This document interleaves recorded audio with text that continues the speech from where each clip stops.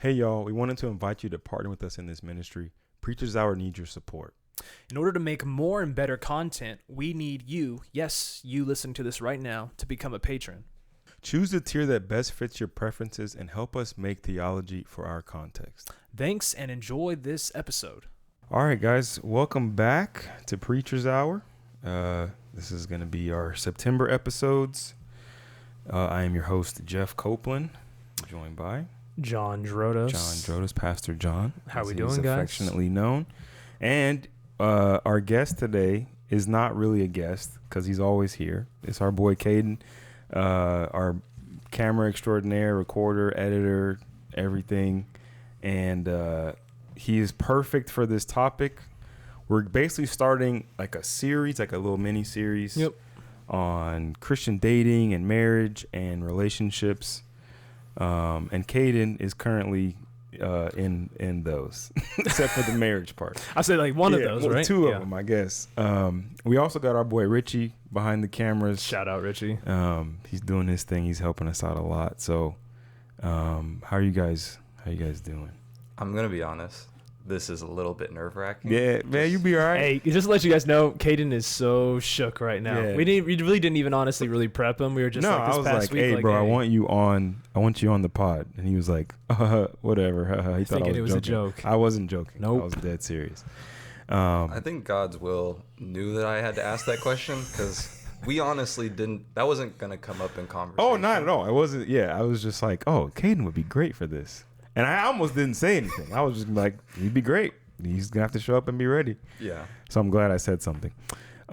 So this first episode that we're on, and bear with us, guys. Ooh, it's kind of loud. That was weird. We're using new equipment. Hey, shout out to our Patreon Paid supporters. for by the Patreon. Thank you, guys. Man, hey, so if this sounds good and you see the set change here pretty soon, and the flexibility to change sets is because of you guys up on there. You Okay, guys appreciate made y'all. this possible. And if you aren't a Patreon supporter, please become one. Please, It would help a lot. please. So yeah, we're talking about Christian dating these next two episodes specifically.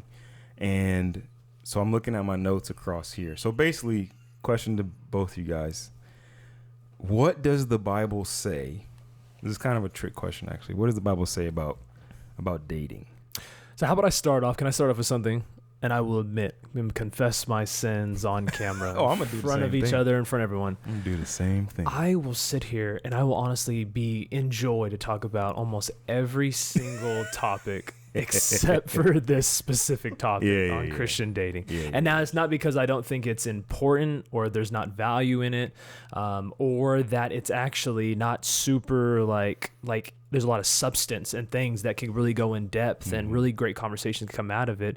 It just seems like maybe I have a bias. Maybe I'll be honest about that. Maybe because I've had some hard, difficult kind of experiences with it. I kind of now have the opportunity to be able to possibly, if I'm not careful, project my bad experiences of Christian dating onto other individuals and be I would love to hear like, about it's awful. It was bad. And you're just going to suck for you too kind of thing. You know what I mean? Okay. So I'm going to up front say that biasness on it. But I think I would like to hear from Pastor Jeff. How you gonna turn the question around to me? I asked you. Okay, What I'll does say the this. I'll Bible start say it off. about dating? I think it is more nuanced or silent, you could even say, than specific. I'll start there. Okay, Caden, thoughts? If you're like, I got nothing. Well, I think, based off the question, what does the Bible say about dating? I feel like I don't think it really says anything in the word regarding dating. It says absolutely nothing. Okay, so yeah, I've had conversations with different people who will not be named, and they're trying to figure out like, oh, should I date this person? Because the Bible says, and I'm like, hold on, the Bible. I'm looking you in the camera. The Bible says absolutely nothing about dating because they didn't date back then, right? You better lean in because you're about to lose a whole lot of people. Okay, Go so ahead. let's talk. Okay, so we're talking about first century when the New Testament was written, and even going to Old Testament.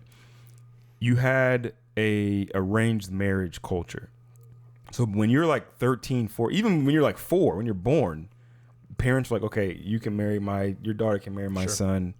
We'll pay you guys this much dowry, blah, blah, blah, blah. So like by the time you're growing up, you're like, yeah, that's my wife. That's my future wife. Like it was already arranged. And then, yeah, you guys were heavily kind of guarded by your clan or your tribe or whatever to make sure you didn't do anything you weren't supposed to do. And then by the time you were 13, 14, you're engaged. Sometimes the men will be a little bit older than the women, but for the most part, yeah, like there was no like, you want to be my girlfriend? That didn't exist. Like that wasn't a thing. Yeah. So there's nothing in the Bible about that. Yeah, and I think let me put this little caveat in there. For granted, was there maybe some exceptions, right, to the rule? 1,000%. And then people like completely disclude or get rid of, basically throw away any kind discard. There you go, man. I'm awful. I knew you was trying to get there. You found it. With the actual idea of like an emotional sort of connection to another individual. No. We can see even look in Scripture in certain places that affirms it. But like what Jeff is saying is there is a lot of other things that is outside of your own simply self-gratification or simply your self-desire for another individual that is at play when you're talking about whatever quote-unquote romantic relationships or intimate relationships. Right. Yeah. So just by the way, the Bible doesn't say a lot of things about a lot of things. It says nothing about social media or technology. Doesn't say how you should participate in. Well, I mean, it does kind of talk about sports with like the Olympic run your race marathon thing. But I guess my point is like if we have this approach that the Bible is like an instruction manual versus it is trying to give us wisdom to help us like act and think wisely, right? So rather than tell us what to think, it teaches us how to think, right? So does the Bible directly say anything about dating? No. But, second question, is there such a thing as Christian dating? Caden's like, no. If you can't look on the camera, Caden is nodding his head yes. Can you expound on that? Let's hear from him. Yeah. Well, when you're talking about just the aspect of secular versus Christian dating, I feel like there's a lot of different nuances between it. Like you were talking about how it doesn't talk about dating in the Bible, but this aspect of like courting, like where you're courting a person saying to their family, I plan to develop a relationship with you that ends in marriage. Okay. One thing that I thought about when I was thinking about this, I was like, well, what does that look like in the terms of like something more of a realistic like perspective? I think it's something between intentional dating versus kind of just hanging out. Just having a good time, hanging out, talking. Yeah. We're in the talking phase. God knows whatever that means, talking. I talk to a whole lot of people, but not like that, I guess. Yeah. Man. Yeah. Anyway, I think that's very wise. And I think there's a lot of terms that I knew would come up, like courting was one of them, which we can get into in a little bit. But I would. The question I would say is yes or no question. Is there such thing as Christian dating? I would say absolutely yes. Yeah, 100%. There is a Christian way to date, and as you said, a secular way to date. Okay, so before you guys, can I ask you guys both a question? Maybe even Caden and then Jeff. Before you guys get there, maybe even giving a helpful maybe description of what Christian dating can look like or whatnot. Can like how would you answer kind of like someone's maybe question to you or proposal to you of like, hey, as long as I know I'm setting boundaries and I'm trying to figure out, like, basically by putting myself out there to be able to figure out whether I'm compatible with this individual. And so, like, I'm going to go on dates and stuff like that. And I don't necessarily have intention to kind of get married with them right away, but I think they're kind of cute and whatnot, have some qualities, characteristics that I like about them. Is that wrong? Does that fall outside of what you guys are kind of about to talk about? Maybe, I don't know, help me out, because I get that conversation, that kind of, you know. Yeah, I mean, we're gonna get into it in the third question. Oh shoot, like, I should have read the you're questions. You're good, man. Guys. It's all right. John doesn't read the no, it's fine. It's not. We should have went over them before we hit record, but I guess to answer your question, which again we're gonna get into in a little bit more. Sure. I mean, just give us a little preview for that. Yeah, I guess I'm just like, Christian dating is definitely a thing. So going along with what Caden said, like, there's a way to go about this, which we're going to get into. I'm not gonna say a way. I think there are ways, plural, to go about Christian dating.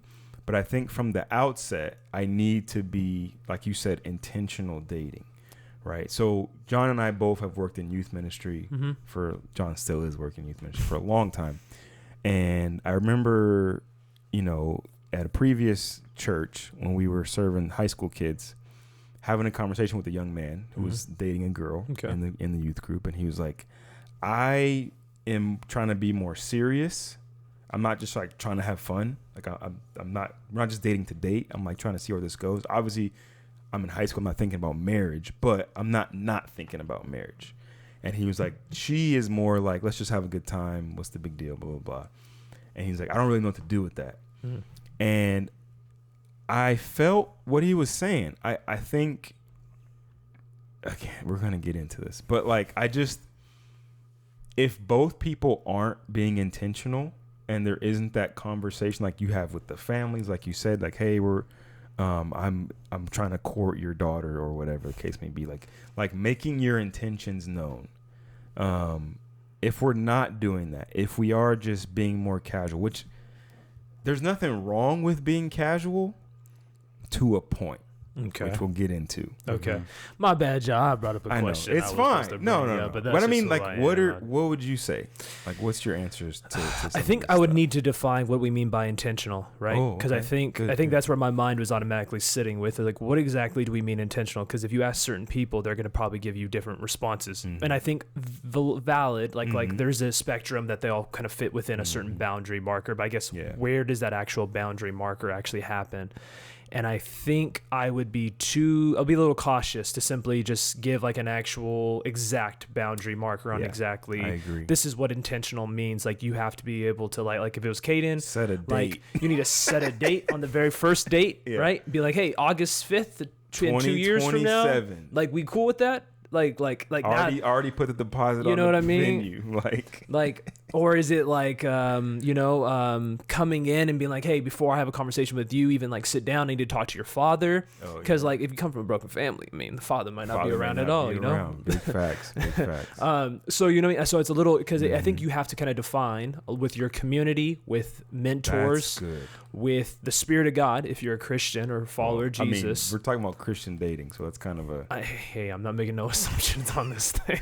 I'm gonna step in and say that's a foundational prerequisite. Okay, you gotta have a follow. You gotta have a relationship with Jesus. Okay, otherwise you all gonna be lost, and that's a whole other conversation. But I think having those things and kind of leaning on that, you can start to begin to say, oh, okay, this is what actually intentionality looks at. And I think one of the main things, then I'll shut up and let y'all move on, is like that mentorship. I really do mean that. Like, so let's actually get into that. Let's just go ahead and go to the last question for this episode, which is like, how should we go about romantic relationships in our context, right? So we can call it Christian dating. You can call it courtship. You can call it intentional dating, whatever the case may be. It's a romantic relationship at the end of the day, right? Which is a tricky subject, like for Christians. So trigger warning if you got little kids. This part. Hide your kids. Hide your wife. My God. Anyway, so obviously, sex is a temptation, right? That's the temptation when it comes to this, especially with a romantic relationship. So it's like, we as Christians, obviously, maybe not obviously, but I'm going to make it like, we believe that sex outside of marriage is not right. It's not part of God's design between one man and one woman, right? So I would say, and I haven't been perfect on this, full disclosure, I would say sex should not be part of this. So you brought up mentorship and community. Correct. Right? So I think, as far as how we should go about this, I think you have to involve some kind of community, some kind of mentorship with your relationship, and to try to help you guys not go down that road. Now, we're not subscribing to purity culture either. That's a big buzzword. Which, whatever that actually means in depth definition. I guess I would say, like, there's grace. There's like there's forgiveness, there's repentance, restoration. Restoration. If you fall, which I have, and most individuals, if you really ask them, have. Most of us have. So I would love to turn over to Caden on this part. Yeah. So it's like you can disclose as much as you want with your relationship, but I mean you can use your relationship as an example. You can just kind of go off of your own wisdom and what you think. But like, how do you go about, number one, like romantic relationship in 2024 as a Christian, and then how do you see the role of like mentorship and community in that? Yeah. And my partner actually allowed me to disclose a little bit of it. She said basically put all it out there, and I was like, my little sister. I was like, let's relax, but yeah, I mean, kind of just a quick story of it. I met Shalom, my girlfriend, in college at Fresno Pacific University. We met my sophomore year, and after this, kind of giving context of kind of the negative side of courting. Before this, I had been out of like 6 months out of a really bad relationship, a very toxic relationship, that I had allowed as a believer to go too far. If I'll just explain it to that extent. But yeah, I mean, so I hadn't really looked into, before meeting her, wanting to go to be in dating again. I was trying to find myself, trying to figure out what my identity is. Is my identity in this relationship, or is it supposed to be in something outside of that? I was kind of in that zone of like, not purgatory, but like unknowing. So when we had gotten into a relationship, or at least into the sense of being friends and being in that kind of talking stage, I already knew off the gate where I wanted to go with it. And I thought that was a pretty important thing just to bring out, because I had been in multiple relationships, but I'd never really like been in a Christian relationship before. So I think the biggest part of that was learning what my boundaries are, what boundaries have I set for myself and also for my partner.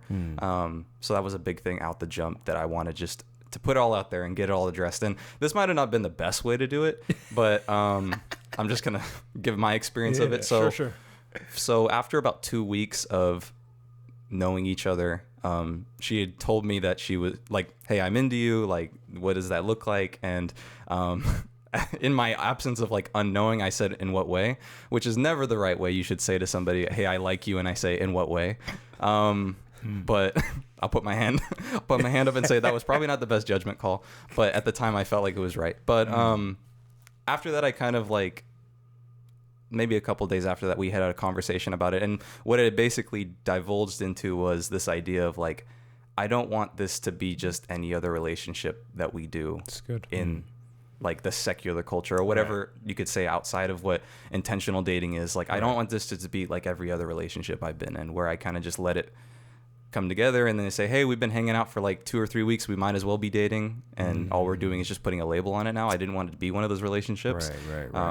I probably shouldn't be putting so many people on blast right now, but that was kind of the way I saw it. Fits. But yeah, tie it tight.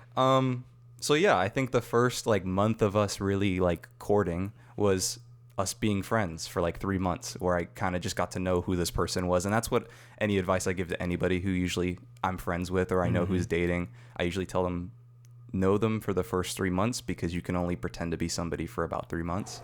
And that's just real. That's something I've seen from people, is that you can only fake being a person for a certain amount of time. So I've always told them, be friends for 3 months, because then you'll actually get to know who they are. Because most people go into relationships because of just the romantic part of it. Like, this is a new person. This is like, you can just feel the energy of it. And then once you're in, you realize it's not the way that you thought it would be. So I kind of use that as a form of like we hadn't talked about yet, but boundaries. That was kind of one of the boundaries that I had initially kind of brought into. But yeah, like, what do you guys think about that? Like, that's something. I want to ask, like, so you guys knew each other for 2 weeks, and then you both established, hey, we like each other. Yeah. And then from that point on, both of you already knowing you like each other, you're like, we're going to be friends for 3 months.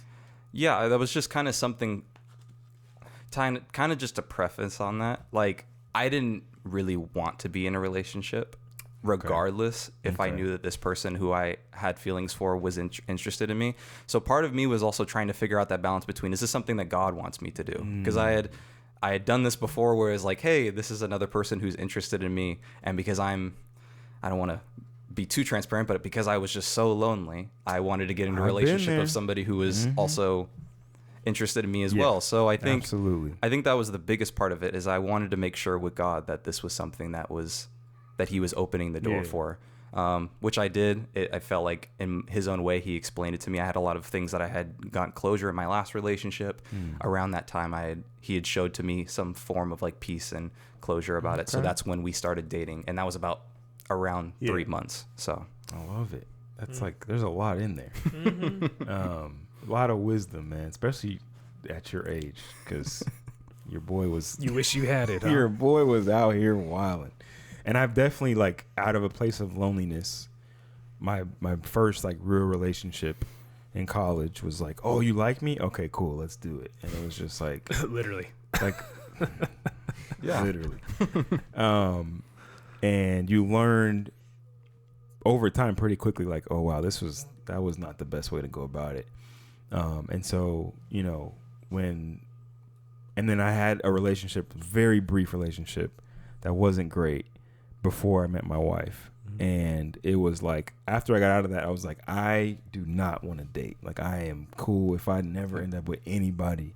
It's just going to be me and you, God. And he was like, bet, here's your wife. Yeah. So anyway, so I guess a follow up, one of my questions I had asked, I forgot what I said, but it was like, what role did like community and mentorship play in that? Because like, okay, you both, you and Shalom are pretty mature for your age, right? You're not like most 22, 23-year-olds. It's just a fact. So you could have, in your own little wisdom, just like kept it going, and you guys would probably be fine. You have a pretty good level, from looking on the outside looking in, you have a good level of self-control. But I mean, you guys you've chosen not to go it alone. So like, how does your community look, and how do they support you, or how can they support you in like mentorship and all that stuff? Yeah.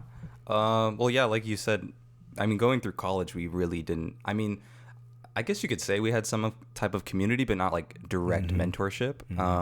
I mean, a lot of the people that we know who are in our lives now were a sense of community for us. Like for her, it was Brian Davis at Fresno Pacific. He was a big mentor for her, and that also kind of played a lot into it.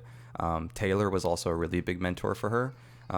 So I think that there was an aspect of community, but it wasn't direct community. Okay. But there was people on the outskirts, like seeing like kind of what's going on, trying to make sure that there was some level of like community around that. Yeah. I mean, we didn't really get a lot of that until we actually came to TG. Yeah. And that was kind of where it kind of just set off, where we met a lot more community, a lot more people around us.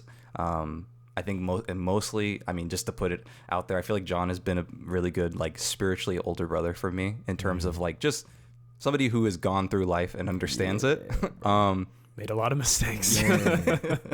But yeah, I think I think a lot of it has been that, where it's not been direct community, but more of like just people who are also going through that walk and understand like what it takes to be a part of that relationship, and what it like kind of the negative and the positive that comes from it. So I think that's been a lot of the community we've gotten. Would you recommend to someone around your age or younger to have more of a direct community? Oh yeah, definitely. Yeah, definitely. Yeah. I mean, I could think off the top of my head a couple of people that I know who are in relationships or pursuing relationships where I feel like I mean, I'm not saying I'm an expert on dating. Right. But like just people who are really interested in wanting to be in a relationship. I think the biggest thing I would tell them before is like, do you understand kind of what you're getting yourself into? Because I mean, I can't speak on marriage, but I'm assuming that it's probably the same conversation. Like you can't just commit to it because you really want to. Like you have to commit to it because there's a greater sacrifice. Yeah. And I think that's usually what I tell people. Like when I meet with my friends or anybody else who asks me about like, hey, is this a relationship I should pursue? I always say like, are you sure you know what you're getting yourself into and what commitment that means? Not to like scare them, but more of a like, but it's you know what I mean? Like, yeah. I mean, like, life is easier in some ways alone. Like if even just like having a girlfriend. I used to tell my students, like when I was a teacher, even like again in youth ministry, I'd be like, okay, you want a girlfriend, but do you know what that means? Like your time is no longer just yours. Your resources, your money is no longer just yours. You better have some kind of. I would tell my middle school students all the time, like, you want a girlfriend? You ain't got no money. You gonna take her on a date? You ain't got no car. You gonna ride your bike there? What you gonna do? Like, you got to think practically, bro. Like, this is not just, oh yeah, we're gonna be together. Like, what you gonna do? Yeah. You got to have some. There's just things that come with it that require, like you said, sacrifice. It's the smallest things. Yeah. I have to consider this other person. You know what I'm saying? I think what I kind of hear you also, like both of you guys kind of jumping with the idea of, is that what community kind of does is help put in perspective like what this commitment actually means. And I'm really cautious with saying, are you ready to make this commitment? But maybe have you, like what the Bible would describe as like, have you counted the cost? Like it's basically like no man, Proverbs, like no man basically gets ready to build something without first making sure he has enough funds, resources, and I mean like emotional, like in this case, emotional resources. Like you're in a spiritual place that is healthy. Like you're emotionally healthy and healthy mature. individual. Yeah. And that now, as you bring yourself into this place where vulnerability, and sometimes the person can poke you in certain ways that kind of maybe exposes things even greater within you. Are you actually capable in a healthy way to be able to actually go deeper with that individual? And I think community can kind of come around beside you and say, not necessarily like, because I think this is where I'm cautious about, and I'm trying not to say this because I've had and Jeff has had so many people had come up to us and being like, I feel like I don't have XYZ done. I don't have this much money in my bank account. I don't have this much emotional intelligence. I don't have this. And they just tell us all the things they don't have. And I think sometimes our culture, because of all the subcultures we have, especially in YouTube world and all that sort of stuff, that wants to be able to just talk for hours about the ideal man or the ideal woman, high value and the high value man and high value woman. And the thing is this. The thing is, one, you're in need of a savior. Yeah. Like you're broken. You're never gonna be that high value man or woman. Your value's not that high. I don't care if you're a billionaire. It's just not. Is the reality. And the person, maybe I'll hold this off for the next episode. The person in which you also have to be realistic, in which you are seeking out, is also just as broken as you are. And so, as a result, we need to actually have some honest sort of like realities of like, hey, this is what it actually means to be in a healthy relationship. Yeah. And it doesn't look like actually the movies, and there isn't always this emotional high. And it's okay when sometimes there is conflict. And I mean conflict like verbal domestic abuse, like, and we're screaming at each other. But when there's like, hey, I don't agree with how you did that. Oh, that doesn't make sense to me. Legitimate topic that we don't agree on that is important. There's conflict is normal. It's a healthy thing to actually have. But if you've never had a community or anyone walk with you and tell you that actually, no, that's okay when those things happen, and to be able to set you up, those things should happen, then as soon as those things happen, what do most people do in relationships? This ain't for me, really, actually. She always has issues with me. Man, he always has nothing, blah, blah, blah. You know what I mean? And then you just end up just like not really understanding the beauty of what actually commitment can actually look like.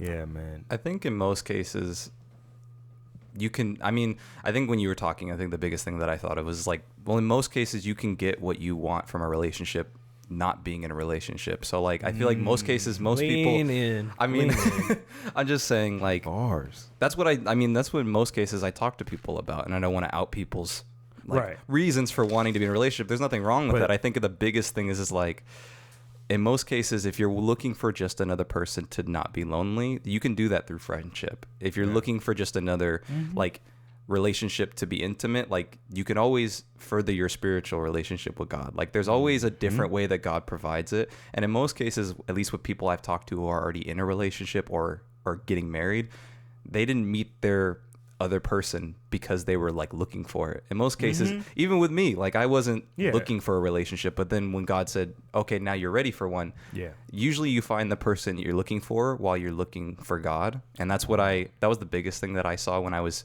Caden didn't want to be on the episode. Hey, by the way, you guys don't know this. He's also he's getting his he's in graduate school right now. He has MFT, so he does know a little bit something.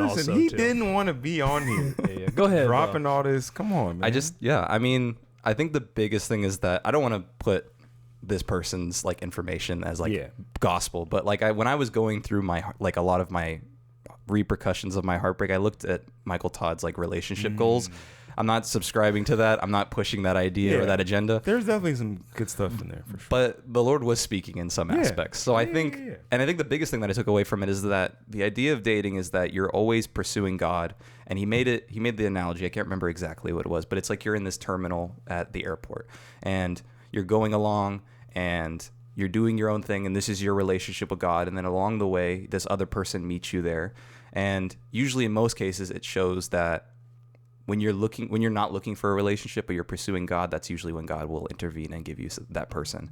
As long as you guys are both pursuing God at the same time, then usually that's when it just kind of aligns in most cases. Yeah, I would add on to what you guys both said, especially something that you said, John, is community and mentorship and God can reveal to you the number one thing you need to worry about, especially when you're young, you're in your 20s, is your brokenness.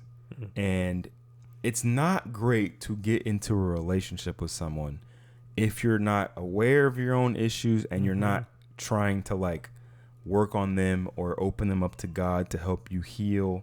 Like, I've been a broken person, an unhealed person, dating another broken, unhealed person. It doesn't go well. Nope. Mm-hmm. And usually when you're again broken and unhealed, you're a little selfish. And so your reasoning for being in a relationship is about getting your needs met.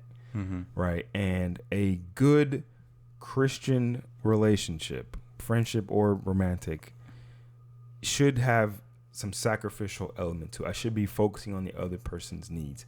I can't do that if I am leaking blood and I haven't been healed.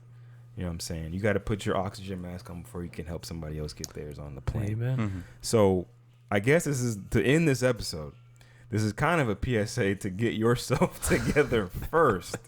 Before you, so to answer the question, how should I pursue a romantic relationship? Get yourself together first. Not, I don't mean like I need to get my money, you know, like I need to assess myself. I can take some personality tests and strength finders and talk to mentors and pray and I would even say again, like again, we talk about the word intimacy, and our culture loves like we're all craving intimacy, but it's like not found only in sexual intimacy or anything like that. Like intimacy it's to be fully known and accepted. Exactly. And I think until you can actually find that within God himself and the community, then you can actually have a healthy like relationship with it when it comes to an intimate relationship. That's kind of what Jeff is talking about. Man. Yeah. So let us know what y'all think about this first episode. The second one we're about to record right now. You guys will hear it in a couple weeks.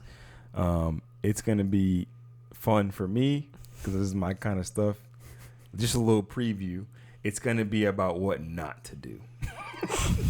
So Jeff is a Pharisee is what he's saying. You know, I love talking about what not to do. But we'll catch you guys on the next one. Enjoy the rest of your day, week, month, and we'll see y'all later. Peace.